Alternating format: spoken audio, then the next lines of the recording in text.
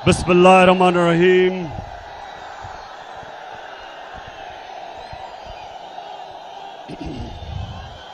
इय्याका नअबुदु व इय्याका नस्तईन।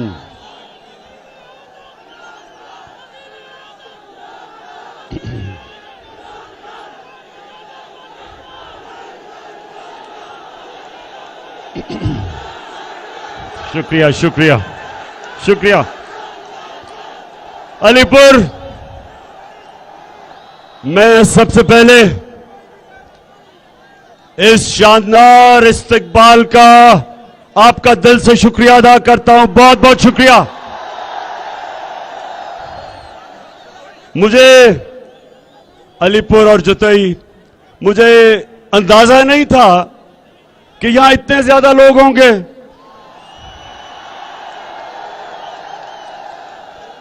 और मुझे इस चीज का भी अंदाजा नहीं था कि आप कई घंटे से यहां इंतजार कर रहे हैं।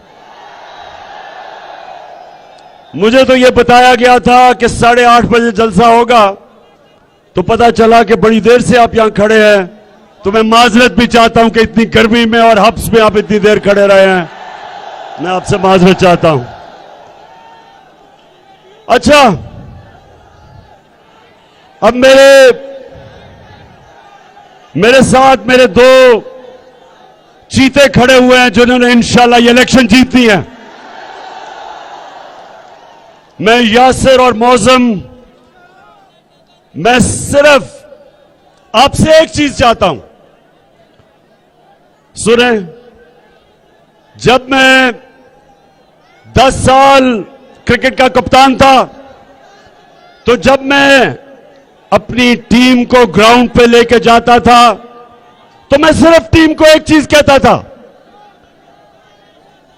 हार जीत अल्लाह के हाथ में है। लेकिन मैं आपसे एक चीज चाहता हूं कि आखिरी गेंद तक आपने मुकाबला करना है। और जो मैं ये आपका जज्बा और जुनून देख रहा हूं,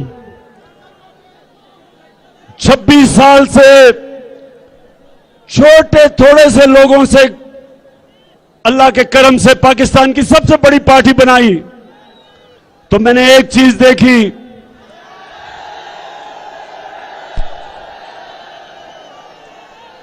कि जो मर्जी कर ले, अगले पैसा खर्च करें, पुलिस का इस्तेमाल करें, जो मर्जी कर दें, जज्बे को कोई शिकस्त नहीं दे सकता। और इंशाअल्लाह ये जो मैं आप सबसे चाह रहा हूं, मैं मौसम और यासिर आपके अलावा मैं चाहता हूं कि आप और आपकी टीमें हर दरवाजे पे पहुंचे, डोर टू डोर जाएं और एक पैगाम दें सबको कि ये इलेक्शन नहीं हो रही, ये इलेक्शन नहीं है, ये पाकिस्तान की हकीकी आजादी की जंग है, जो एक अमेरिकी साजिश के तहत हमारे ऊपर पाकिस्तान के नामवर डाकुओं को मुसल्लत किया।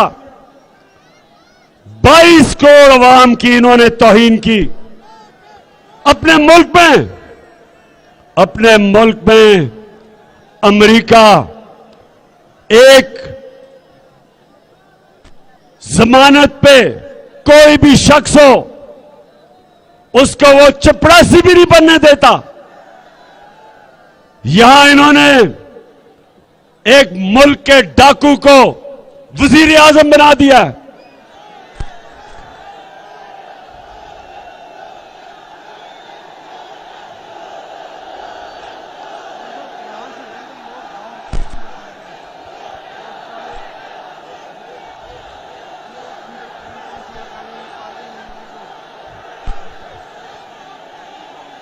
और उसके बेटे को वजीर आला हमजा कुकड़ी को आते साथ ही हमजा कुकड़ी ने मुर्गी की कीमत दुगनी कर दी और अंडों को 36% उनकी कीमत बढ़ा दी।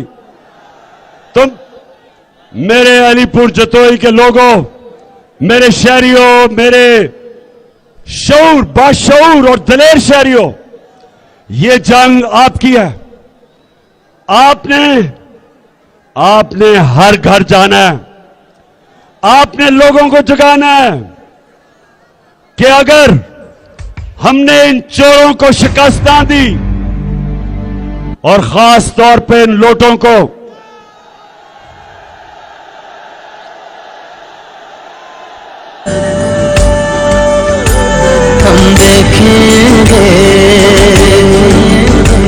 हम देखेंगे, लाजिम है कि हम भी देखेंगे, हम देखेंगे, हम देखेंगे, लाजिम है कि हम भी देखेंगे। अलीपुर, आपने जब, और मैं खास तौर पे नौजवान आपके लिए जिम्मेदारी लगा रहा हूं, बच्चों की जिम्मेदारी लगा रहा हूं और अपनी बहनों की जिम्मेदारी लगा रहा हूं। जितनी मेरी यहां आज तादाद में बहनें आई, आपको भी हम सलाम करते हैं।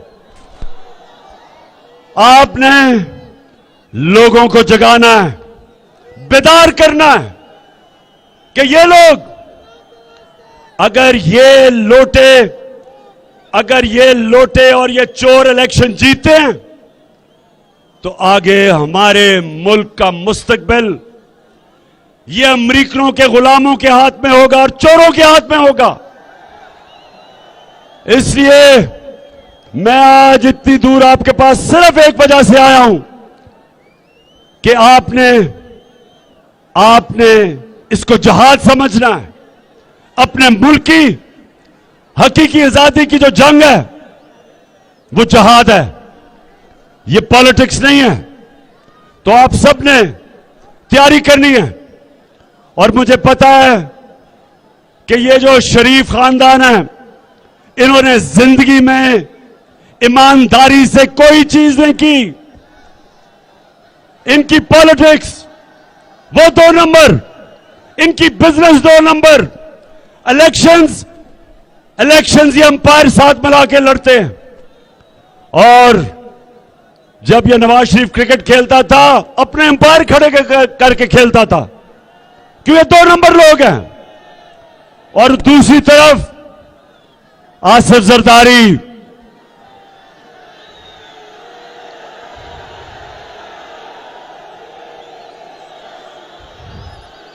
आपने कराची का हाल देखा है। कराची को कहते थे रोशनियों का शहर। अब कराची में जो आपने सूरत हाल देखी, याद रखें कि कराची पाकिस्तान का फाइनेंशियल कैपिटल, मतलब ये कि जब कराची तरक्की करता है सारा पाकिस्तान तरक्की करता है। आज उसके हालात देखें, क्योंकि जो पैसे 14 साल ये जरदारी बैठा रहा है सिंध में, जो पैसे सिंध की गवर्नमेंट को कराची में लगाने थे, वो पैसा चोरी करके ये मुल्क से बाहर भेजता रहा है। ये करप्ट आदमी जिसको जेल में होना चाहिए था, इस चोर को जेल में होना चाहिए था। ना जाने कौन सी कुव्वतें हैं इस मुल्क में कि मुल्क का दूसरा बड़ा डाकू, सबसे बड़ा डाकू नवाज शरीफ, दूसरा बड़ा डाकू जरदारी, कि कौन सी कुव्वतें हैं इस मुल्क में जिनका एहतसाब नहीं होने देती और ये बार बार आके मुल्क का खून चूसते हैं। और कराची आपके सामने मिसाल है कि वो मुल्क, वो शहर जो हमारे मुल्क में सबसे ज्यादा पैसा इकट्ठा करता है,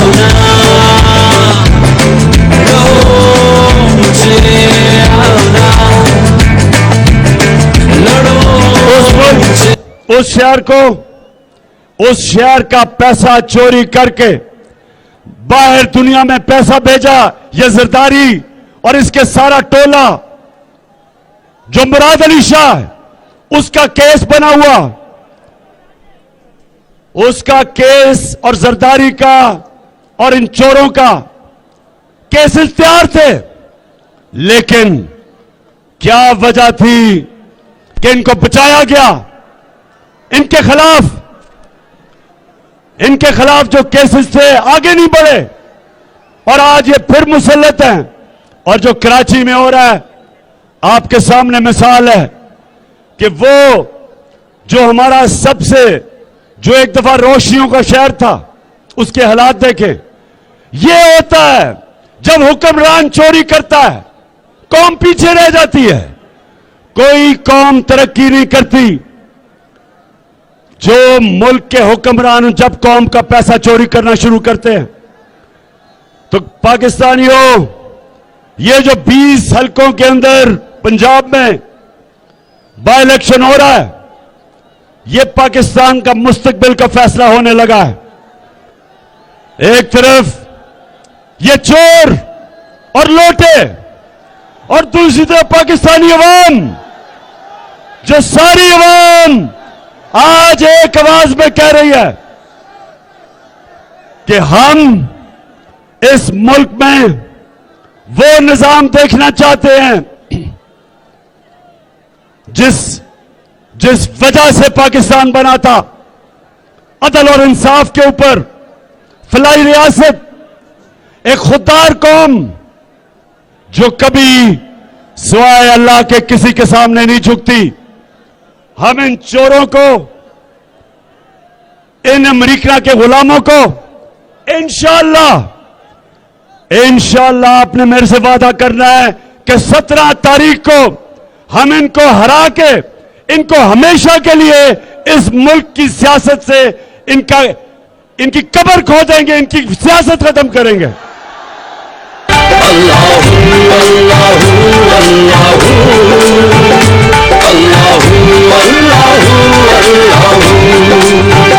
ये सभी जब न थी, ये जहां जब न था, ये सभी जब न थी, ये जहां जब न था, ये सभी जब न थी, ये जहां जब न था, ये सभी जब न थी। सुने, ये मुल्क बना था एक नारे पे। पाकिस्तान का मतलब क्या?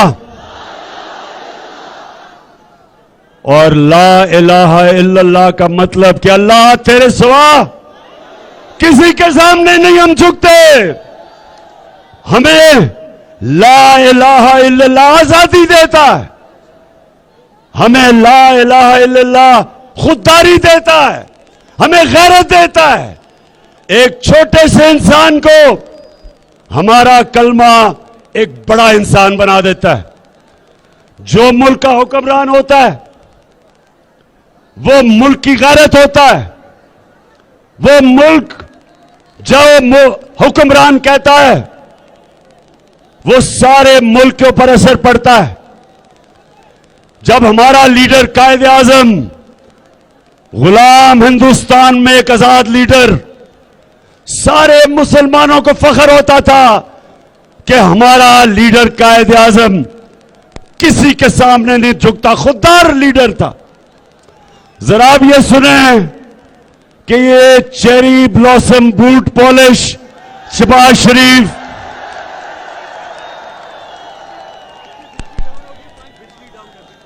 अभी मैं सुनाऊंगा कि ये लीडर किस तरह की हरकतें करता है। जो गोरे को देखता है उसके सामने झुक जाता है, बूट देखता है तो पॉलिश शुरू कर देता है। वो कहते हैं ना कि अगर 100 गीदड़ों का सरदार एक शेर हो तो वो फौज हरा देगी 100 शेरों की फौज जिसका सरदार गीदड़ हो, शहबाज शरीफ हो। तो पाकिस्तानियों, मेरे अलीपुर जतोई के बाशऊर शहरियों, मैं देख रहा हूं एक एक चीज की आपको समझ आ रही है। तो मैं आज आप सबके सामने खड़ा होके पाकिस्तान पंजाब की इंतजामिया को एक पैगाम दे रहा हूं, पंजाब की पुलिस को पैगाम दे रहा हूं कि जो आप हरकतें कर रहे हैं इस इलेक्शन में धांधली कराने के लिए, और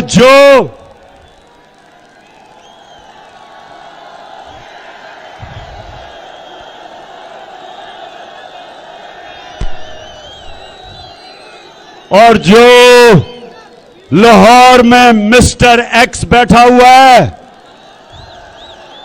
और वो भी जो कोशिश कर रहा है इन चोरों को जिताने के लिए, सब गौर से कान खोल के सुन लो कि ज्यादा देर नहीं रह गई।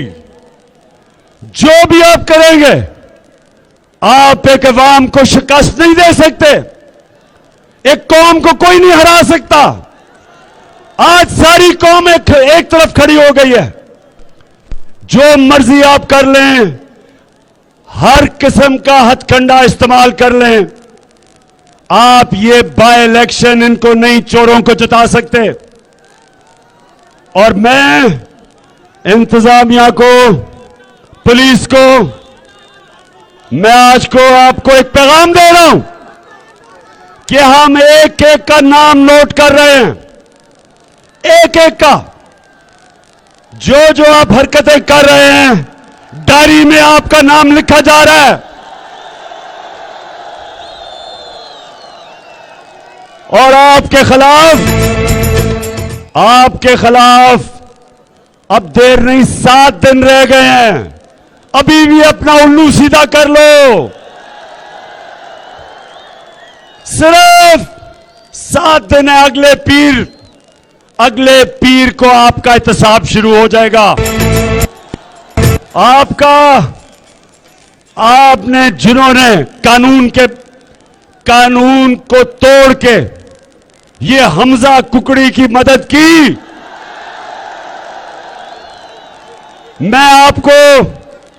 मैं आज आपको पैगाम दे रहा हूं कि आपको एक एक को, जिसने पाकिस्तान का कानून तोड़ा, इंशाअल्लाह इस बार आपका कड़ा एहतसाब होगा।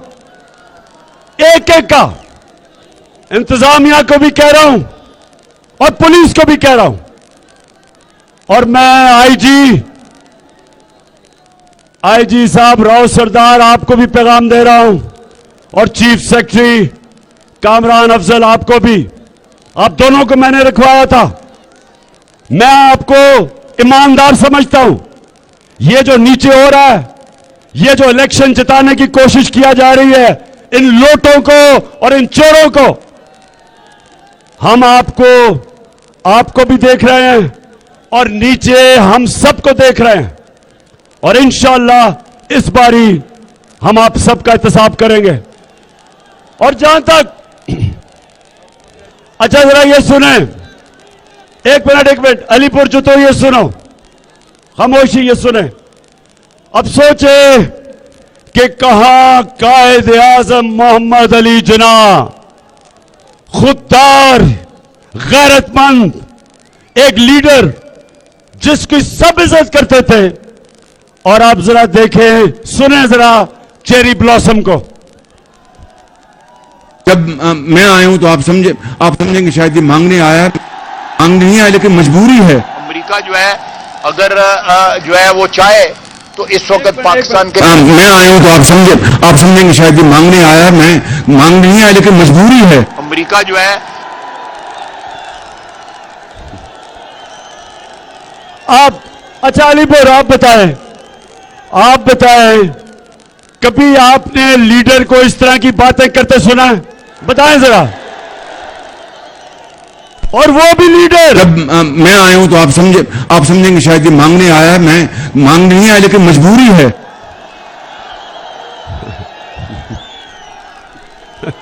सुने जरा, सुने मेरे, एक बड़ी साजिश करके, अमेरिकनों के पैर पड़ के, बूट पॉलिश करके यहां पहुंचा है।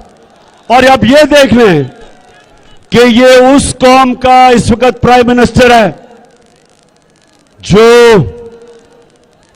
जो हमारे नबी सल्लल्लाहु अलैहि वसल्लम की उम्मत है, जो ला इलाहा इल्लल्लाह में मानती है, गैरतमंद कौम है। एक गैरतमंद कौम का एक गीदड़ लीडर आपने सुन लिया कि हम सबको शर्मिंदा करवाता है। जब भी मुझे तो अभी तक वो भूलता नहीं है कि वो चला गया बर्तानिया की एम्बेसी में और बर्तानिया के एम्बेसडर को मुल्क का प्राइम मिनिस्टर एम्बेसडर के मुंह में केक डाल रहा है। देखा आपने? किसी ने देख रहा वो? अच्छा, वो आप सोशल मीडिया पे देख लेंगे। अच्छा जी, अब दूसरी चीज, मेरा दूसरा आज पैगाम पाकिस्तान की इलेक्शन कमीशन, मैं सिकंदर साहब आपको बोल रहा हूं, कितनी दफा जरा कौम को बताएं कि आप मरियम और हमजा को मिलने गए। बताएं कि आपने क्या क्या हरकतें की उनको जताने के लिए, और मुझे यह बताएं कि क्या आपको रिजाइन नहीं करना चाहिए था जो सिंध के अंदर अभी लोकल गवर्नमेंट इलेक्शन हुआ। हमें तो छोड़े, जो इस पीपल्स पार्टी के इत्तेहादी हैं, JUI और MQM, उन्होंने कहा कि दान ली हुई है 15%,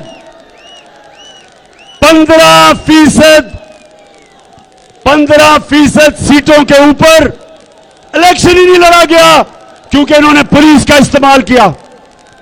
तो मैं ये सवाल पूछता हूं कि आपको चीफ इलेक्शन कमिश्नर साहब, आपने ये शहबाज शरीफ और हमजा को और जरदारी को जवाब देना है या अपने अल्लाह को जवाब देना है?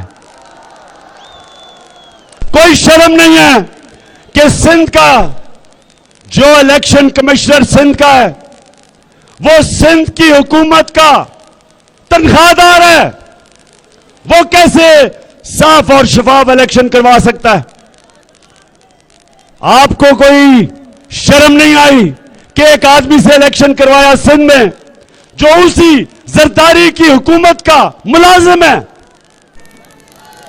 आपकी ओथ है साफ और शफाफ इलेक्शन करवाना। आप जब इस ओथ के खिलाफ जाते हैं, सारी कौम आपको देख रही है, और मैं आपको यह यकीन दिलाता हूं कि वो जो इज्जत जिल्लत देने वाला अल्लाह है, वो आप जैसे लोगों को आप जितना मर्जी समझे कि जनाब ये आपको नवाज देंगे, ऊपर वाला माफ नहीं करता। वो उसकी इजाजत के बगैर ना किसी को इज्जत मिलती है और ना कोई जलील होता है। और ये याद रखें कि सारी कौम देख रही है, 17 के इलेक्शन को सारी कौम देख रही है, और सबको पता है कि अवाम का एक इनकलाब आ रहा है। अवाम फैसला कर चुकी है, अवाम ने फैसला कर दिया है कि ये जो अमेरिका के गुलाम हैं, जो मुल्क के बड़े बड़े डाकू हैं, जिन्होंने आते साथ ही 1100 अरब रुपए का डाका मारा है, आपका ये अलीपुर जतोई, ये जो 1100 अरब रुपया इन्होंने अपना माफ करवाया है नैब अमेंडमेंट करके, ये आपका पैसा है, ये आपके पैसे को चोरी किया इन्होंने। कौम फैसला कर बैठी है कि इन चोरों को, इन लोटों को 17 तारीख को शिकस्त देगी कौम।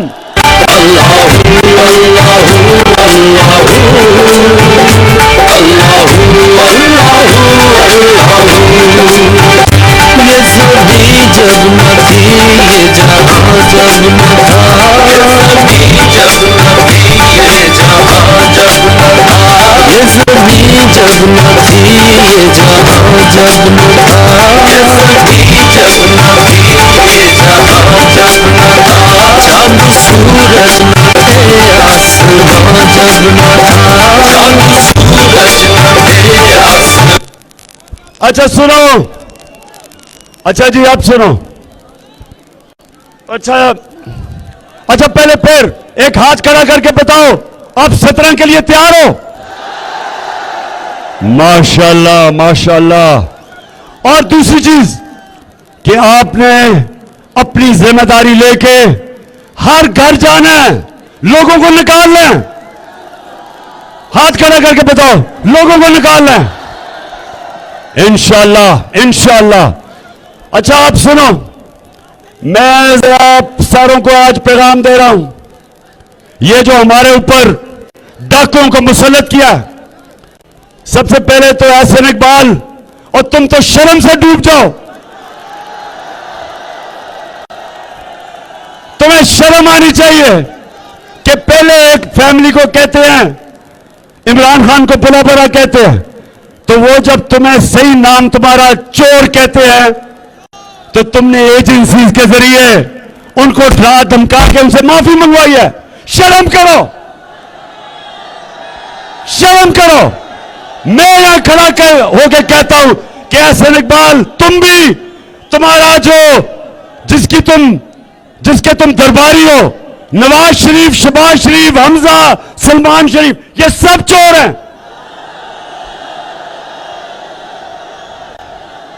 और जो कैंपेन कर रही है आपके लिए, जिस खातून से सच नहीं बोला जाता, कहती है, खातून फरमाती है कि मेरी तो लंदन छोड़ो, पाकिस्तान में भी कोई प्रॉपर्टी नहीं है। मेरी और मेरी वालदा की और बहन भाइयों की प्रॉपर्टी। ये जरा सुने,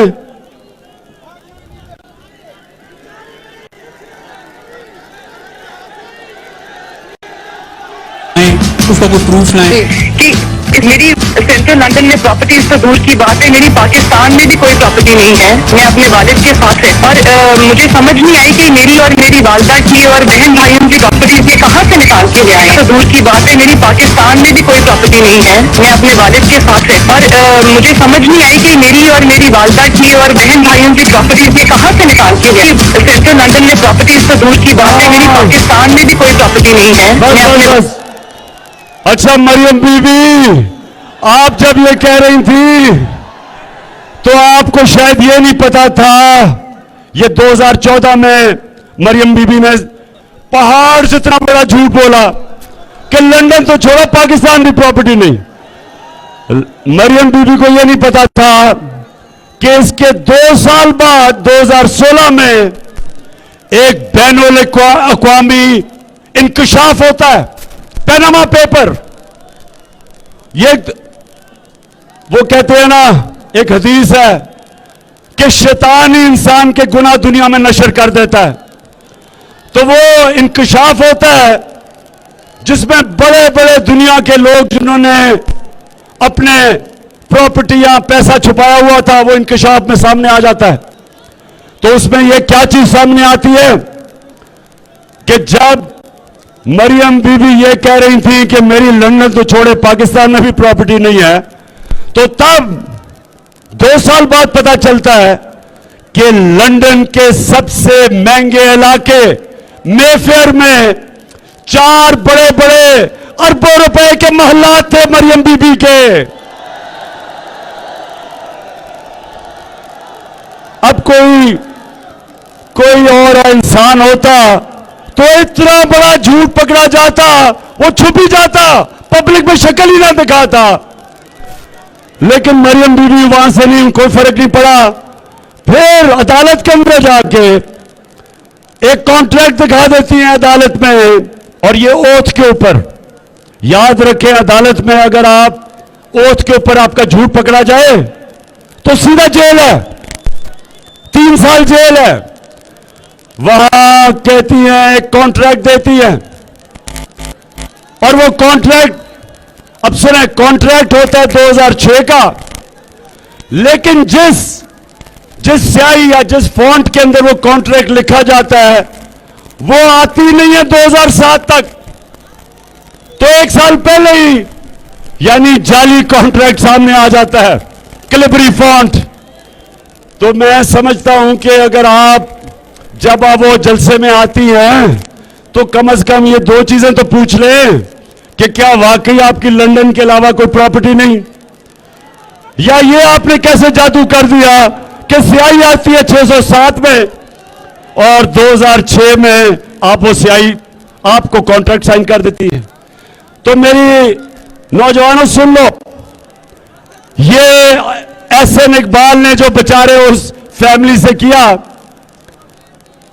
उनको प्रेशर डलवाया एजेंसीज के जरिए, उनको जाके माफी मंगवाई।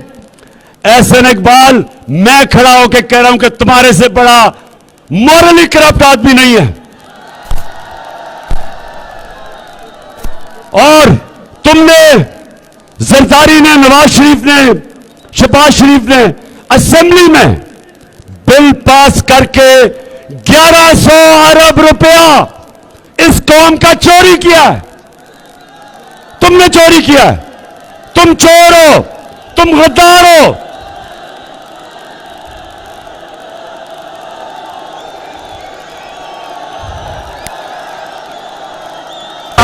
फिर से तू डट जा, फिर से वो बल्ला घुमा,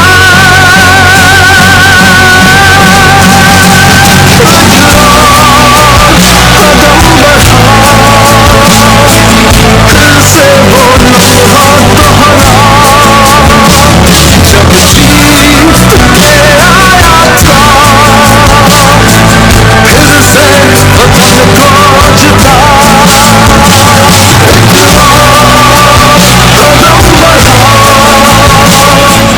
अच्छा, अलीपुर जतोई, मैं वैसे आपको आज सलाम करता हूं।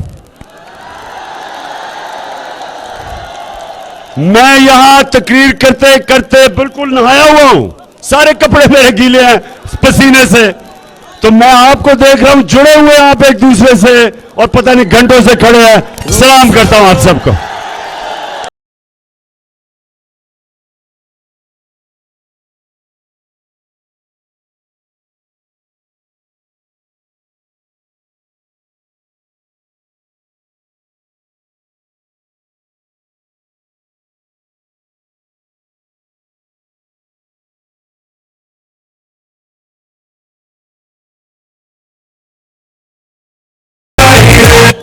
अच्छा जी, आखिर में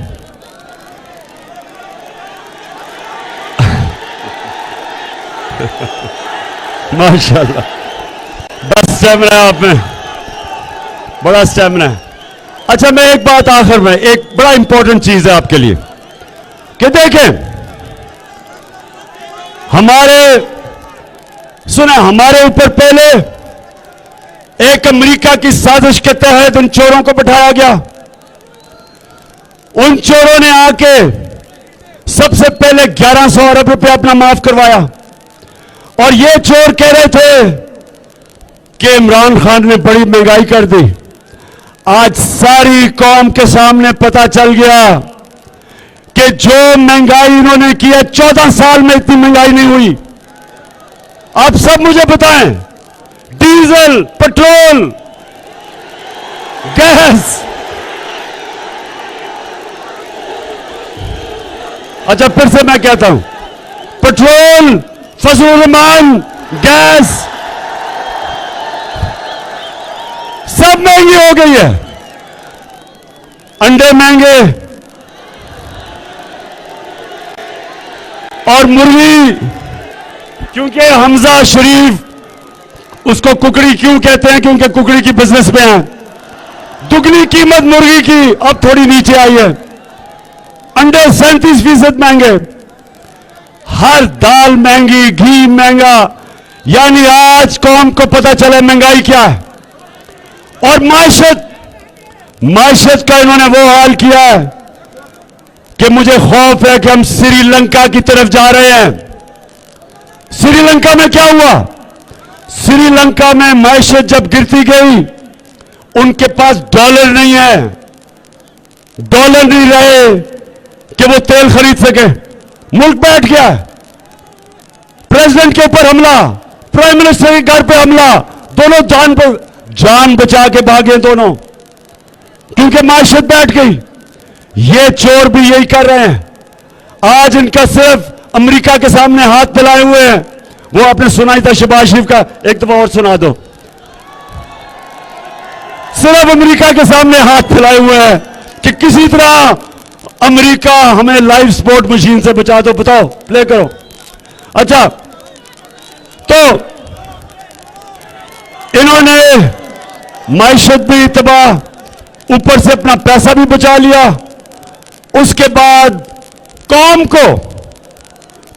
को इन्होंने डराने के लिए इन्होंने एफआईआर हमारे ऊपर काटी। मेरे ऊपर 15 एफआईआर है। बेशर्मो, मेरे ऊपर हजारों एफआईआर काट दो, मैं तुम्हें नहीं छोड़ूंगा। जब मैं आया हूं तो आप समझ जब मैं कहूंगा। अच्छा, जरा एक दफा फिर से सुन लें। हाँ, मैं आया हूं तो आप समझेंगे शायद ये मांगने आया, मैं मांग नहीं आया, लेकिन मजबूरी है। अमेरिका जो है अगर जो है वो चाहे। बस अच्छा, उसके बाद इन्होंने मेरे सारे लोगों के ऊपर एफआईआर, जिधर भी ये इलेक्शन लड़ रहे लोग उनको तंग कर रही है पुलिस। और फिर जो हमारे सहाफी हैं, जो सहाफी तनकीद करता है इनकी, उसको पकड़ लेते हैं, उसके ऊपर एफआईआर। इमरान रियाज को पकड़ के उन्होंने जेल में डाल दिया। उसको डराने धमकाने के लिए 4 फुट के कमरे में उसको बंद किया। उसके सर के ऊपर एक वो कवर कर दिया ताकि वो घबराए, ताकि वो डरे, लोगों में खौफ फैले। अरशद शरीफ जैसे दलेर, ईमानदार, मुहिब्बे वतन पाकिस्तानी सहाफी, ऐसे लोगों पे हमें फख्र होना चाहिए। उसके घर के बाद पुलिस उसको डरा रहे हैं, एफआईआर काट रहे हैं। एयाज अमीर, एक मुल्क का एक ऐसा दानिश्वर जो सारे मुल्क में उसकी इज्जत है, उसको इन्होंने जलील करने की कोशिश की, कपड़े फाड़े उसके। कल समी को उसको पकड़ के उसके ऑफिस के बाहर उसको मारने की कोशिश की। सुन लो सब, चोरों और इनके बैकर, सब सुन लो।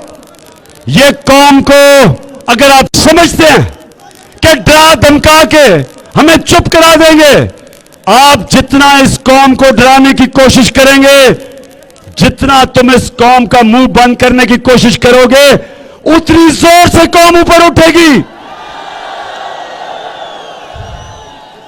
आप ये हरकतों से पाकिस्तान को खाना जंगी की तरफ धकेल रहे हैं।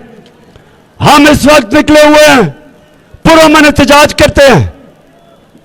अपना राय, अपना जो हमारा हक है कि हम आजाद हैं अपनी राय देने के लिए, हम ऐसे जलसों के अंदर अपनी राय देते हैं। हमारे जो सहाफी हैं, और मैं फिर से सलाम करता हूं इन सहाफियों को जो राय हक पे खड़े हैं। हम पुरअमन तरीके से आपको पैगाम दे रहे हैं कि ये चोरों को कभी कौम बर्दाश्त नहीं करेगी। जो मर्जी कर ले आप हमारी राय सुने, और आप सिर्फ एक रास्ता है, साफ और शफाफ इलेक्शन करवाएं। जो भी और रास्ता पकड़ेंगे, आप इस मुल्क को इंतशार की तरफ धकेलेंगे। और वो वक्त आ जाए कि यहां भी वही हाल हो जो श्रीलंका में हुआ। अगर उस तरह का हाल हो गया तो किसी को छुपने की जगह नहीं मिलेगी। बेहतर यह है कि कौम को इंतशार से बचाएं और साफ और शफाफ इलेक्शन करवाएं। और आपका पहला इम्तिहान है 17 तारीख को। 17 तारीख को अगर धांधली भी आपने की फिर भी नहीं जीत सकेंगे, लेकिन अगर आपने धांधला किया तो उसके असरात होंगे। इसके जमीन पे असरात नजर आएंगे। तो मैं आज सबको पैगाम दे रहा हूं कि 2 रास्ते हैं, 2 रास्ते हैं जो नमाज में आप अल्लाह से मांगते हैं। 2 रास्तों में से कल्ला उनके रास्ते पे लगा जिनको तूने नेमतें बख्शी, राय हक पे लगा अल्लाह, वो रास्ता नहीं जो तबाही का रास्ता है। आज हमारा मुल्क भी उधर खड़ा है। एक रास्ता है तबाही का, इन चोरों को ऊपर मुसल्लत करके और लोगों के ऊपर जबर करें, जुल्म करें, FIR कटवाएं, उनके ऊपर हरासा करें, खौफ फैलाएं। ये मुल्क की तबाही का रास्ता है, क्योंकि कभी कौम इन चोरों को नहीं मानेगी। दूसरा रास्ता राय हक का है, और राय हक का रास्ते में ही पाकिस्तान बचेगा, और वो है साफ और शफाफ इलेक्शन करवाएं, अवाम की राय जिस भी हुकूमत को लेके आती है सलाम करें उनको। जो भी हुकूमत आती है साफ और शफाफ इलेक्शन से ये कौम कबूल करेगी। लेकिन कोई और रास्ता आपने इख्तियार किया, ये मुल्क मुश्किलों में मजीद पड़ता जाएगा। तो अलीपुर जतोई, आपने आज मेरे से वादा किया कि ये इलेक्शन आपका, आपकी जिम्मेदारी है, आपने निकलना है। और इंशाअल्लाह मेरे ये जो दो चीते खड़े हैं, यासर और मौजम, आपने 17 को जताना है, और फिर आके हम जश्न बनाएंगे या इंशाअल्लाह पाकिस्तान।